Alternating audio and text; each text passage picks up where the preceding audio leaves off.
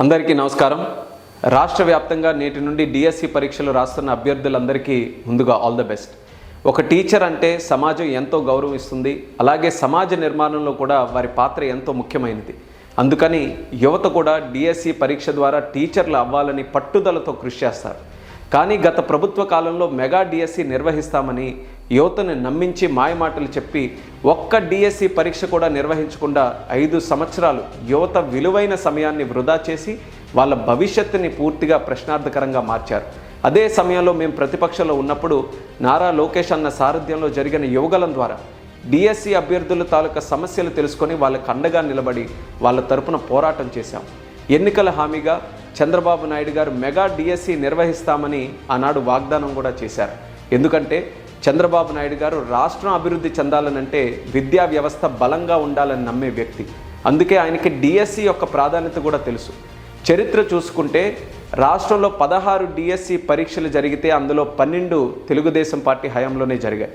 అందులో 9 సార్లు చంద్రబాబు నాయుడు గారు స్వయంగా ముఖ్యమంత్రిగా ఉన్నప్పుడే జరిగాయి. ఇంక్లూడింగ్ 2018లో జరిగిన లాస్ట్ డిఎస్సి కూడా ఆయన హయాంలో జరిగింది. మీ యొక్క సపోర్ట్తో, కోట్లాది మంది ప్రజల తాలూకా ఆశీస్సులతో కూటమి ప్రభుత్వం అధికారంలోకి వచ్చిన తర్వాత ఇచ్చిన మాట నిలబెట్టుకునే విధంగా చంద్రబాబు నాయుడు గారు 16,347 పోస్టులతో మెగా డిఎస్సి నోటిఫికేషన్ పైన మొట్టమొదటి సంతకం పెట్టారు.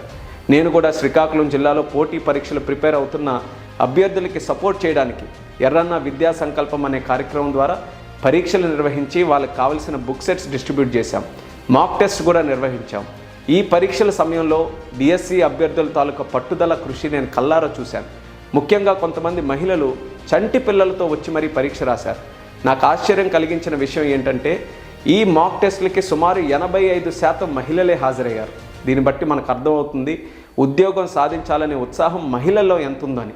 అలాగే రాష్ట్రంలో ఎంతోమంది నాయకులు లోకేష్ అన్న గారిని స్ఫూర్తిగా తీసుకొని కోచింగ్ క్లాసెస్, మాక్ టెస్ట్ ఇలా ఎన్నో కార్యక్రమాలు చేశారు. మీకోసం, మీ విజయం కోసం. ఆ విజయాన్ని అందించుకునే సమయం ఇప్పుడు వచ్చింది. మీ కష్టం, మీ శ్రమ, మీ కుటుంబ సభ్యుల సహకారం మీకు అందరికీ కూడా తోడుగా ఉంటాయి.